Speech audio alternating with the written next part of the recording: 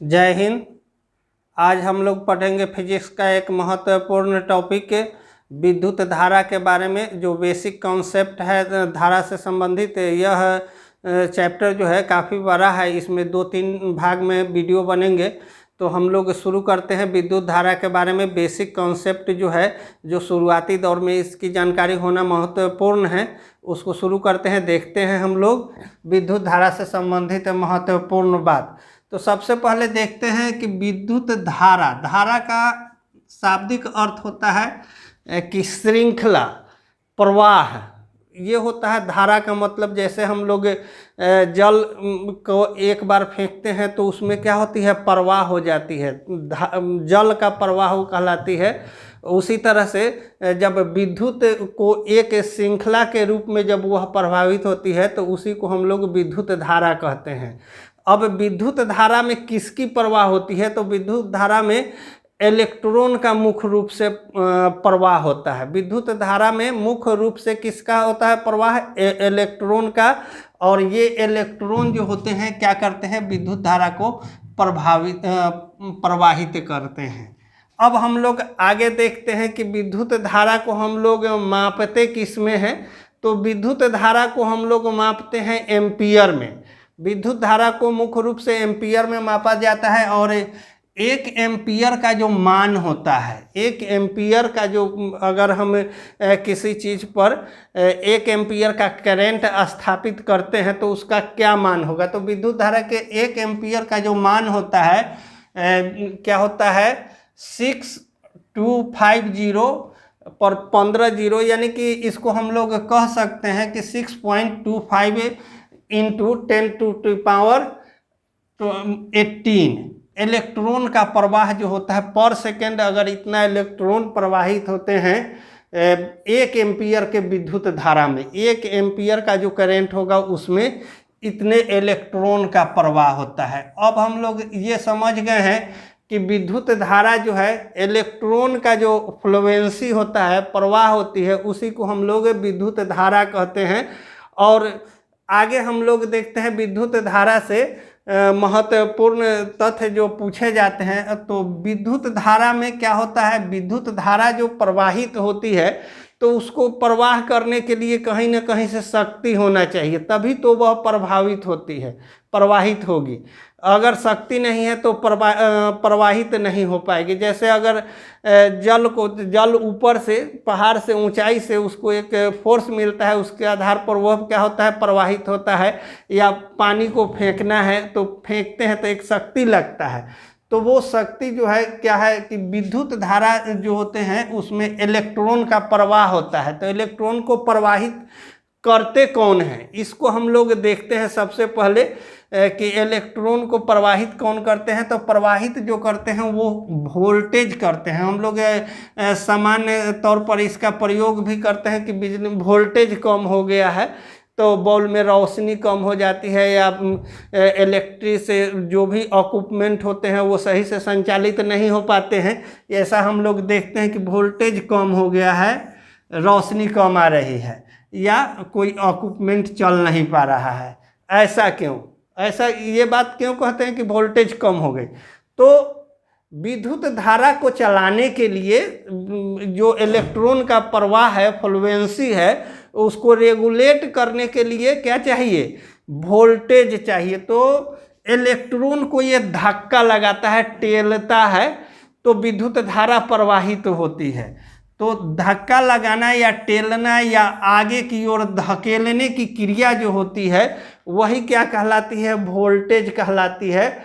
और इसको हम लोग वोल्टेज को विभव भी कहते हैं। वोल्टेज को क्या कहते हैं, विभव भी कहते हैं। अगले टॉपिक में, नेक्स्ट टॉपिक में उसके बारे में हम लोग विस्तृत जानकारी प्राप्त करेंगे। अब जब कोई धारा को चलाने के लिए धकेल रहा है, आगे की ओर धकेल रहा है, तो आगे की ओर वह धकेल रहा है, प्रवाहित कर रहा है, तो कोई एक शक्ति होती है जो पीछे की ओर भी टेलती है, मतलब वह विरोध करती है। धारा जो जिस फ्लुएंसी में बहती है उसका विरोध भी करती है, और जो विरोध करने वाली शक्ति होती है उसको हम लोग रेजिस्टेंस कहते हैं। रेजिस्टेंस जिसको हम लोग हिंदी में प्रतिरोध कहते हैं। प्रतिरोध के बारे में हम लोग जानेंगे कि प्रतिरोध क्या है। तो प्रतिरोध यहाँ रेजिस्टेंस हम लोग उसको कहते हैं कि पीछे की ओर धकेलना या विरोध करना या धक्का देना। तो विरोध में जो धक्का देते हैं पीछे की ओर, उसी को हम लोग क्या कहते हैं, रेजिस्टेंस, यानी कि प्रतिरोध उत्पन्न करना। यही मेजर इन दोनों का रोल होता है विद्युत धारा को प्रवाहित कराने में। तो प्रवाहित कराने के लिए विद्युत धारा, तो ये इलेक्ट्रॉन का फ्लुएंसी होता है। अब यहाँ क्या हो गया, वोल्टेज उसको आगे की ओर धकेलते हैं, जबकि रेजिस्टेंस क्या है, पीछे की ओर धक्का लगाता है। और इसी क्रिया के दौरान ये क्या होती है, विद्युत धारा प्रवाहित होती है। अब जब दोनों धक्का लगा रहे हैं, एक आगे की ओर धकेल रहे हैं, दूसरे पीछे की ओर धकेल रहे हैं, तो यहाँ क्रिया प्रतिक्रिया दोनों ही बल लगने लगता है। तो वैसी स्थिति में क्या होता है, जैसे दो चक्की के बीच में तीसरा पिस जाता है, तो उसी तरह से जब ये दोनों विरोध करते हैं एक दूसरे का, तो यहाँ क्या होता है कि इलेक्ट्रॉन पिसने लगता है। इलेक्ट्रॉन पिसने लगता है तो किस तरह से इसका प्रभाव क्या पड़ता है, इस पर हम लोग देखते हैं कि विद्युत धारा कैसे शक्तिशाली बन जाती है। अब मान लीजिए कि कोई धातु है, ये एक धातु है, इधर से हम प्रवाहित करते हैं और इधर से विरोध होता है। तो जब ये यहाँ क्या होता है कि टंगस्टन एक धातु है, तो हम लोग सामान्य तौर पर जितने भी बल्ब में फिलामेंट जो होते हैं वो टंगस्टन के बने होते हैं। इसका गलनांक उच्च होता है, उच्च गलनांक होता है, ये जल्दी गलते नहीं हैं। प्रतियोगी परीक्षा में भी पूछे जाते हैं ये प्रश्न, ध्यान दीजिएगा आप लोग। तो ये टंगस्टन एक धातु है और यहाँ से हम लोग क्या करते हैं, जब विद्युत धारा को प्रवाहित करते हैं तो यह क्या होता है कि यहाँ पर प्रतिरोध उत्पन्न होता है, और इसी प्रतिरोध के कारण ये क्या होते हैं, जल उठते हैं। इस माने काफ़ी गर्म होते हैं और गर्म होकर प्रकाश का उत्सर्जन करने लगते हैं, फलस्वरूप बल्ब क्या होता है, जल उठता है। अब दूसरा होता है कि नाइक्रोम जो होते हैं ये भी पूछे जाते हैं, जैसे विद्युत के हेवी उपकरण जिसमें होते हैं, जैसे आयरन हो गया या हीटर हो गया, या जो वाटर गर्म करने के लिए आता है उसमें नाइक्रोम का तार का प्रयोग किया जाता है। ये नाइक्रोम जो होते हैं क्या होते हैं, हेवी इलेक्ट्रिक को कंज्यूम करते हैं। हेवी इलेक्ट्रिक को क्या करते हैं, कंज्यूम करते हैं। तो जब यहाँ से हम विद्युत धारा प्रवाहित करते हैं, तो ये जिस तरह से ये है उसी तरह से यहाँ से अगर विद्युत धारा, तो ये एक दूसरे को रोकते हैं, और प्रतिरोध के कारण क्या होता है, एकदम धीक कर ये लाल हो जाता है पोर्शन, एकदम पूरा का पूरा पोर्शन लाल हो जाएगा। और लाल होकर क्या होगा, ऊष्मा, यहाँ क्या था कि टंगस्टन प्रकाश को उत्सर्जित कर रहे थे, उतना ज़्यादा इसमें प्रतिरोध नहीं होता है, जबकि नाइक्रोम में अत्यधिक प्रतिरोध होता है। और नाइक्रोम जो होते हैं क्या होते हैं, पूरा लाल हो जाते हैं। लाल होने के बाद ये क्या होता है कि ऊष्मा का फॉर्मेशन करने लगते हैं, अर्थात हीट का फॉर्मेशन करने लगते हैं। इसीलिए इसका प्रयोग हीटर या आयरन करने में लोग करते हैं, जहाँ पर हेवी इक्विपमेंट होते हैं, हेवी बिजली का कंज्यूम होता है। आगे हम लोग देखते हैं कॉपर भी क्या है, इससे भी हम लोग धारा को आसानी से अच्छा से प्रवाहित करते हैं। और कॉपर में जब ये इसको हम लोग प्रवाहित करते हैं धारा को, तो ये जब क्या होता है कि यहाँ प्रतिरोध होता है, इलेक्ट्रॉन को धक्का लगाते रहता है, वोल्टेज जो है क्या है, आगे धक्का लगाता है, जबकि रेजिस्टेंस पीछे की ओर धक्का लगाता है। और इस क्रिया के दौरान क्या होती है, दोनों में जब धक्का लगाते हैं तो वह मूव करने लगता है। इस एक ऐसा सर्किट में बांधा हुआ रहता है और मूव करने लगता है, मूवमेंट इसमें आ जाती है। फलस्वरूप हम लोग देखते हैं पंखा में या जो बिजली के अन्य उपकरण हैं, ट्रांसफार्मर वगैरह, ये सब में क्या है, कॉपर के वायर होते हैं जिसमें बाइंडिंग किया हुआ होता है, और वहाँ पे यहाँ क्या हो जाती है, मूवमेंट आ जाती है। तो ये मुख्य रूप से क्या करते हैं कि प्रतिरोध जो होता है, इलेक्ट्रॉन का फ्लुएंसी इस और वोल्टेज जो है आगे की ओर और प्रतिरोध पीछे की ओर, इसके कारण से जितने भी इक्विपमेंट होते हैं संचालित होते हैं। और आगे देखते हैं कि इसका प्रवाह कैसे होता है, और इसमें क्या होता है फेज और क्या होता है न्यूट्रल। फेज और न्यूट्रल के बारे में हम लोग जानते हैं विद्युत धारा से संबंधित, ये बेसिक कॉन्सेप्ट है विद्युत धारा से संबंधित। अब हम लोग देखते हैं सबसे पहले कि विद्युत धारा जहाँ भी प्रवाहित होती है या जितने भी इक्विपमेंट संचालित होते हैं उसमें दो तार होते हैं। दो तार जो होते हैं क्या होता है, एक फेज होता है जिसको हम लोग प्लस कहते हैं या धनात्मक कहते हैं, और एक क्या होता है न्यूट्रल होता है। और यहाँ पे जिसको सामान्य बोलचाल की भाषा में गर्म तार और ठंडा तार भी कहा जाता है। तो गर्म तार जो होता है उसकी एक मुख्य विशेषता है, ऐसे किसी भी कलर के तार में क्या होता है हम धारा प्रवाहित कर सकते हैं, लेकिन क्या है कि मुख्य रूप से गर्म तार को ही मैंने क्या किया जाता है फेज में डाला जाता है, क्योंकि उसका पहचान होता है जितने भी इलेक्ट्रिक के काम करने वाले होते हैं रेड तार को सपोर्ट करते हैं, इसलिए क्योंकि गर्म तार जो होता है अधिक खतरनाक होता है। गर्म फेज जो होता है इसी से करंट लगता है ज़्यादा। तो अब हम लोग देखते हैं ठंडा तार। ठंडा तार में अधिकतर बहुतायत जगहों पर ब्लैक कलर का ही तार उपयोग किया जाता है। अब ये कैसे कार्य करते हैं, किस तरह से ये इलेक्ट्रॉन का प्रवाह होता है, इसके बारे में हम लोग देखते हैं। तो फेज जो होता है यानी कि जो प्लस यानी कि गर्म तार जो होता है उससे जब हम धारा प्रवाहित करते हैं तो यहाँ इलेक्ट्रॉन का फ्लुएंसी हो जाता है और इलेक्ट्रॉन आगे की ओर तेज़ी से बढ़ने लगते हैं।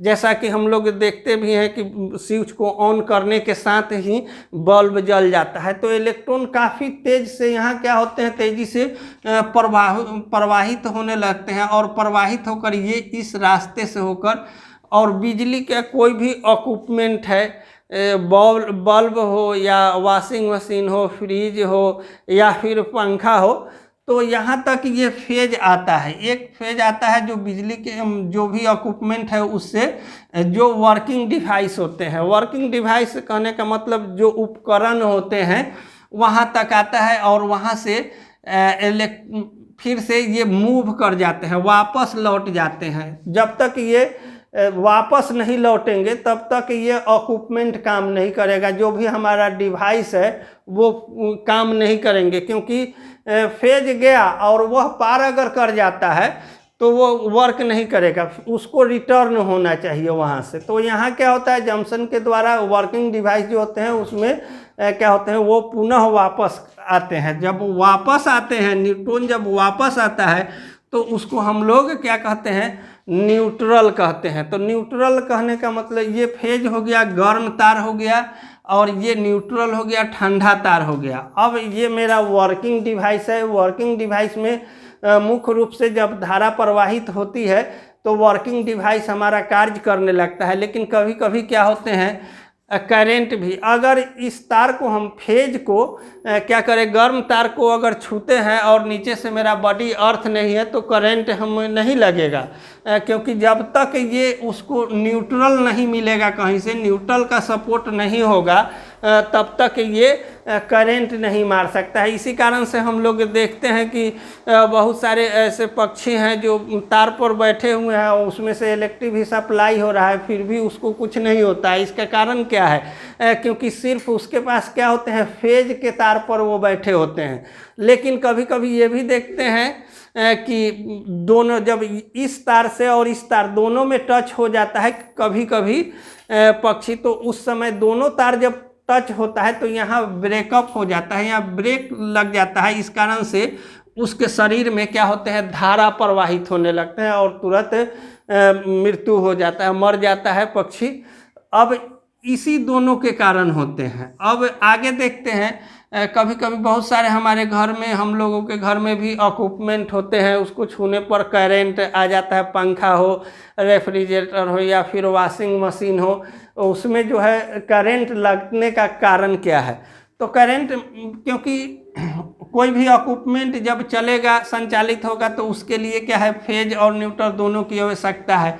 लेकिन कभी कभी फेज जो होता है किसी कारणवश जो इक्विपमेंट होते हैं, जो डिवाइस हमारा है, उसमें लीकेज हो जाता है, यानी कि उसमें तार में कहीं ना कहीं शॉर्ट हो जाता है, और शॉर्ट सर्किट होने के कारण क्या होते हैं, वो बॉडी से अर्थ कर जाते हैं। वो क्या करते हैं, बॉडी से अर्थ कर जाते हैं, और जैसे ही हम लोग छूते हैं तो वहाँ क्या होता है, करंट होल्ड होता है, और होल्ड होने के कारण वह एक झटका मारता है, शरीर में झटका लगता है, तो हम लोग कहते हैं कि करंट लग गया। तो ये यहाँ लीकेज के कारण होते हैं, और लीकेज के कारण ही हम डिवाइस में करंट आ जाता है। अब आगे हम लोग देखते हैं जो लीकेज होता है, और उसको कम करने के लिए क्या होते हैं कि अर्थिंग जो है क्या करता है कि यह अर्थ ग्राउंड कर देता है बिजली को। करंट जो है इसमें किसी कारणवश जो फेज और न्यूट्रल का जो यहाँ डिवाइस में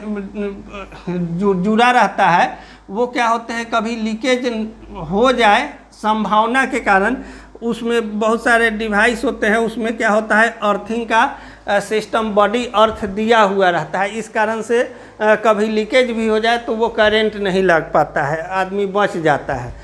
लेकिन जब हम लोग बिजली का वायरिंग कराते हैं, या फिर कोई प्लांटेशन वगैरह में वायरिंग होता है, तो उसमें क्या होते हैं कि एक ग्राउंड दिया जाता है, अर्थिंग दिया जाता है। तो अर्थिंग देने का क्या कारण है, ये फेज और न्यूट्रल जो होते हैं वो जब वर्किंग डिवाइस में जुड़े रहते हैं, वर्क करते रहते हैं, तो यहाँ अर्थिंग देने का यह अभिप्राय होता है कि जैसे बोर्ड है, हम कहीं स्विच टिप रहे हैं या कोई प्लग में कुछ लगा रहे हैं, इक्विपमेंट है, तो उसमें क्या होगा कि अगर करंट है ये तो फट से आ जाएगा और हाँ बॉडी से अर्थ कर जाएगा।